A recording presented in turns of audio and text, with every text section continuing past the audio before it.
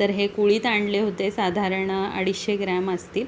आणि त्यात आता खडे वगैरे काड्या वगैरे आहेत का हे बघितलं आहे, स्वच्छ केले साफ. आणि आता कढईमध्ये छान आता ते गरम करून घेणार आहे. तर हे कुळीत जे आहेत ते शरीराला खूप चांगले असतात, पोषक द्रव्य मिळतात याच्यात. थंड झाले ते आपण या मिक्सरच्या जारमध्ये काढून घ्यायचे आणि मिक्सरला एकदा फिरवून घेऊया.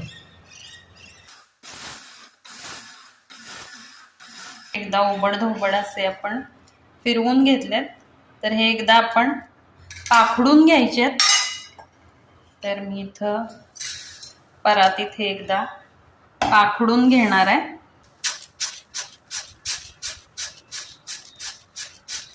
आणि आता ही फक्त डाळ राहिली आहे, तर ही आता आपण परत मिक्सरला छान फिरवून घ्यायची.